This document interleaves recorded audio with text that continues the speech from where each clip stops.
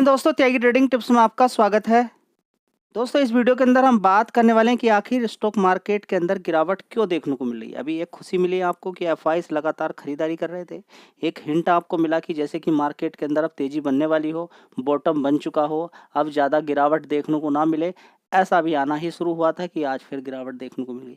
कल भी गिरावट हुई थी ऊपर के लेवल से, इतनी बड़ी गिरावट नहीं थी जितनी कि आज यहाँ पर देखने को मिल रही है। बड़ी गिरावट आज 181 पॉइंट की गिरावट यहाँ पर देखने को मिली निफ्टी 50 के अंदर, और लगभग 400 पॉइंट की गिरावट देखने को मिली बैंक निफ्टी के अंदर।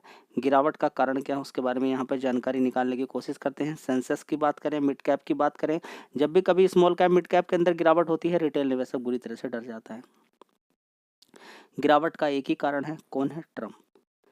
ट्रम्प बोल रहा है कि इस देश से, वेनेजुएला देश है, उससे आपको तेल नहीं लेना है, ऑयल नहीं लेना है। सभी कंट्रियों के लिए बोला जा रहा है जी। ऐसा क्यों? ऐसा इसलिए कि हमें इस देश से खतरा लग रहा है। अरे भाई, खतरा से क्या मतलब है? क्या बोला ट्रम्प ने कि हमें इस देश से खतरा है, आप तेल नहीं लेंगे, नहीं तो आप पर 25% का टैक्स लगा दिया जाएगा, टैरिफ लगा दिया जाएगा। चाइना की बात करें, दूसरे कंट्रीज की बात करें, तो यहाँ पर चल क्या रहा है आप समझ में आया आपको? गिरावट आपको अच्छी खासी देखने को मिल रही है। गिरावट के पीछे का कारण ट्रम्प। अभी जो हाल फिलहाल में बड़ा प्रेशर मार्केट के अंदर जो देखने को मिल रहा है, उसके पीछे का कारण ट्रम्प ही है। जो आपने एक्सपेक्ट नहीं की थी, उससे ही बड़ी जो गिरावट देखने को मिली है, उसका कारण है ट्रम्प। पर देख सकते हैं कि बातें यहाँ पर देखने को मिल रही है। अब देखिए, किसी दूसरे कंट्री से अगर हम यहाँ पर तेल ले रहे हैं, तो यहाँ पर ट्रम्प को क्या दिक्कत हो रही है? ट्रम्प कह रहा है आप उससे तेल लोगे तो हम आप पर 25% का टैरिफ लगाएंगे। ठीक है, किसी भी हर कंट्री के लिए बोला जा रहा है।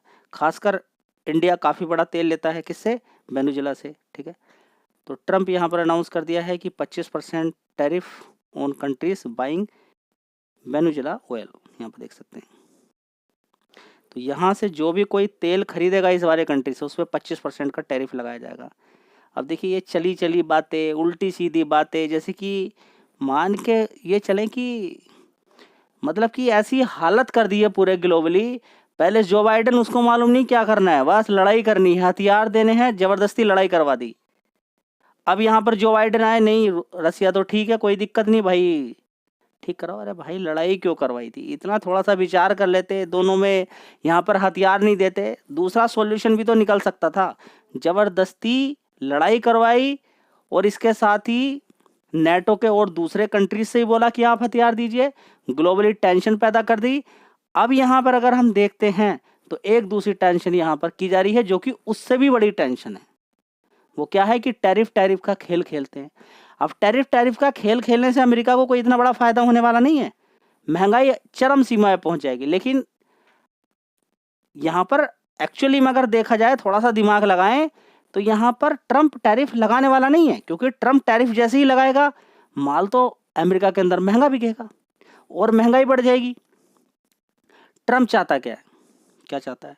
ट्रम्प चाहता है कि जिस भी कंट्री के अंदर अमेरिका का सामान जाता है, वो जो उन पर टैरिफ लगाते हैं, एंटी डंपिंग ड्यूटी लगाते हैं, टैरिफ लगाते हैं, वो कम करें, उस टैरिफ को कम करें। वो पैसा जो जाता है किसी भी कंट्री के अंदर, कोई भी कंट्री आयात करता है, जो टैरिफ जो लगाया जाता है उस पर, उसको कम करें, खासकर इंडिया। अब देखिए, ये तक तो ठीक था, लेकिन आप दूसरे कंट्रीज को क्यों यहाँ पर इन्वॉल्व कर रहे हैं?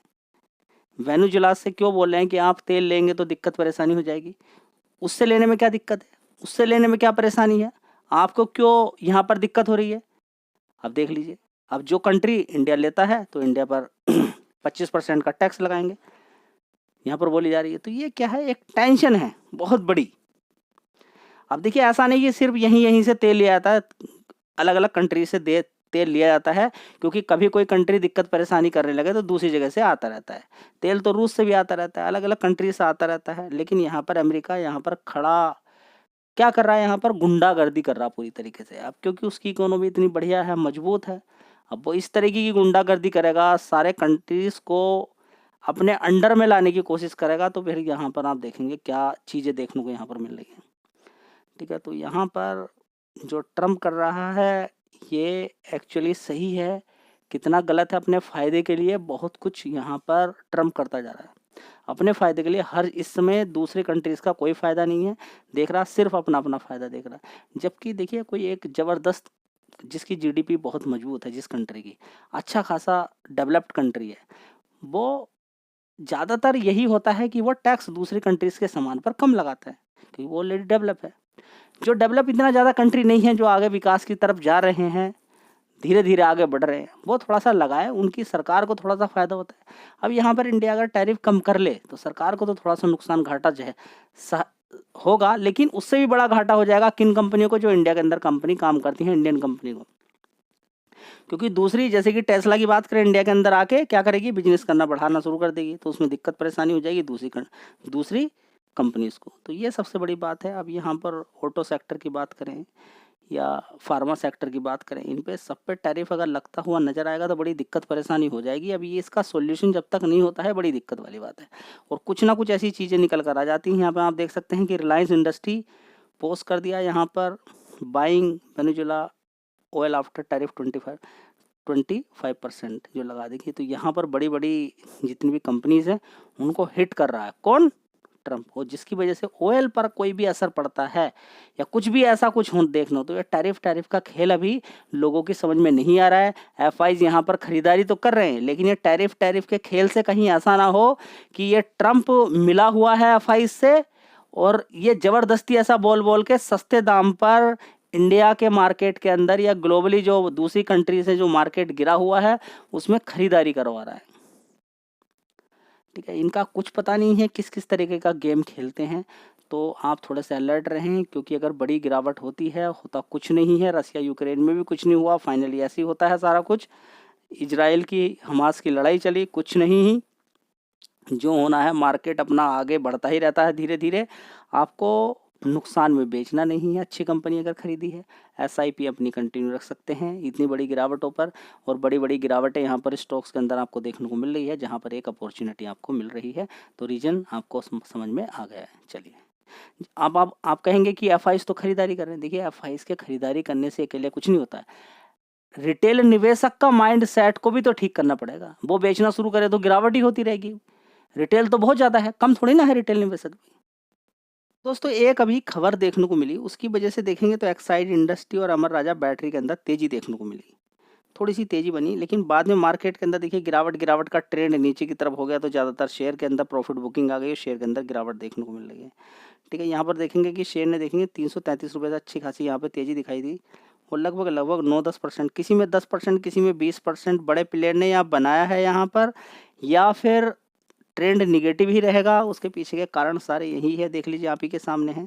ठीक है, ट्रम्प ने ग्लोबली कितनी टेंशन दे के रखी हुई है। अगर ये सॉल्व होती है सारी प्रॉब्लम, शायद मार्केट फिर रिकवर करेगा, लेकिन आने वाले टाइम में अगर ट्रम्प शांत हो जाता है तो ये शेयर जो गिरे हुए हैं बाद में मिलेंगे नहीं।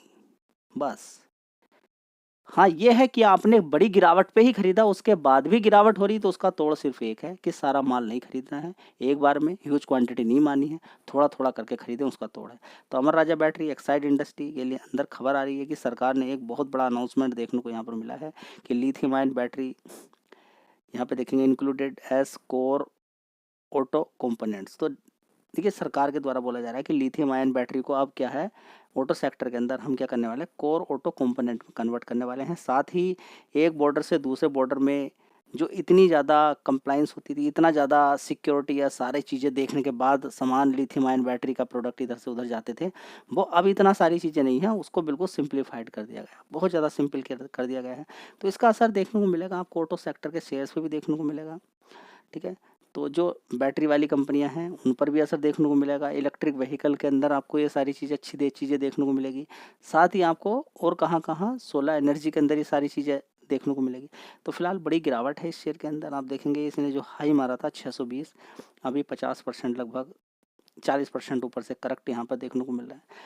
देख सकते हैं बढ़िया शेयर है, आने वाले टाइम में 620 मार सकता है। ऐसा नहीं कि कंपनी के अंदर पोटेंशियल नहीं है, जान है, और बैटरी की डिमांड आगे आने वाले टाइम में बनी रहेगी। बिल्कुल लोअर लेवल पे कवर किए गए थे नीचे की साइड में अमर राजा बैटरी भी। ये भी रिकमेंडेशन किसी भी शेयर की नहीं होती, मैं फिर आपको बता देता हूँ, जनरल इन्फॉर्मेशन मैं आपके साथ शेयर करता रहता हूँ। अगला शेयर होगा अशोक लेलैंड। यहाँ पर अगर बात करते हैं बैटरी से रिलेटेड अगर कुछ भी बात आती है तो ऑटो सेक्टर से रिलेटेड ही काफ़ी हेल्प उसके अंदर मिलती है। तो इस शेयर के अंदर भी देखेंगे, अभी देखिए गिरावट हुई थी, आप देखेंगे 6 महीने का चार्ट पैटर्न, तो आप एक चीज़ पाएंगे, ये शेयर गिरना पसंद नहीं कर रहा है, क्योंकि कोई खास तेजी ओवरऑल इसके अंदर बनी नहीं है पिछले 4-5 साल के अंदर। पहले ही नीचे गिरता है, फिर धीरे धीरे ऊपर की साइड में जाता है, कोई खास तेजी नहीं बनी। उसके बाद देखिए अच्छी खासी 264 रुपये से गिर के अभी ये आपको एक महीने के अंदर यहाँ पर देखेंगे तो नीचे की साइड में कितना मिला है, 196। तो इसी तरह का 10-10, 15-15% के रिटर्न ये कई बार आपको बना के दे चुका है। 6 महीने का चार्ट पैटर्न भी आप देखेंगे, एक बार गिरावट हुई, 2 बार, 3 बार, कई बार गिरावट हुई और ऊपर की तरफ वो छाल मार देता है। ठीक है, तो देखते हैं कि फिर दोबारा से कब 250-300 रुपये जाता है। बड़ा ही शानदार शेयर है, गिरावटों पे खरीदने लायक होता है, रिकमेंडेशन कोई नहीं होती है, मजबूत कंपनी है, कोई खास तेजी अभी बनी नहीं है, चाहो तो इस शेयर पे भी आप फोकस कर सकते हो। दोस्तों अगला शेयर है संवर्धना मदरसन इंटरनेशनल लिमिटेड। इस शेयर की अगर बात करते हैं 135 रुपये का भाव, आज कल की क्लोजिंग देखते हैं 131 की थी, आज का हाई कितना हमारा 135, तो 4-5% की तेजी इसके अंदर बनी थी। उसके पीछे का कारण यही था कि गोल्डमैन सैक के द्वारा लगभग 60-65 लाख शेयर्स खरीदे गए, जो कि लगभग 87 करोड़ का माल खरीदा गया है। तो एक बहुत अच्छी बात है, अगर इसी लेवल यानी कि लगभग 131 से और 130 के 131 रुपये से और 135 रुपये के बीच में खरीदा गया है, यानी कि आने वाले टाइम में वो पैसा बना के दे सकता है। तो ये सही लेवल उसको लग रहा है गोल्डमैन सैक। देखिए मैं नहीं बोल रहा हूँ, आप इसको देखिए, रिकमेंडेशन कुछ कोई नहीं होती है खरीदने बेचने की, आप अपने से अनुमान लगाइएगा। गोल्डमैन सैक अगर इस वाले भाव पर खरीद रहा है तो शायद कुछ देख सोच समझ के ही खरीद रहा होगा, सोचने वाली बात है। चलिए, और दूसरी बात यहाँ पर क्या देखने को मिल रही है, इस कंपनी को पहले कवर किया गया था, कवर करने के पीछे कारण ज़बरदस्त गिरावट थी 65 रुपीज़ के आसपास, 60 रुपीज़ 65, वहाँ से सीधा सीधा तेज़ी दिखाता है 85, वहाँ से थोड़ा सा फिर गिरता है। ठीक है, उसके बाद फिर ज़बरदस्त तेज़ी इसके अंदर बनती है और ये 205 रुपये 204 रुपये तक पहुँच जाता है। उसके बाद देखिए अभी गिरावट नीचे 120 रुपये तक गया और उसके बाद देखिए फिर अच्छी खासी तेज़ी देखने को मिल रही है। तो अच्छा पैसा आने वाले टाइम में बना के दे सकता है, लेकिन सारी बातें लॉन्ग टर्म की है, शॉर्ट टर्म में बहुत कुछ उल्टा पुल्टा देखने को मिलेगा। सबसे बेस्ट यही है, अगर आपको शेयर दिखाई दे रहा है, आपको डर लग रहा है, एसआईपी कीजिए, उससे बेस्ट कोई तरीका नहीं है।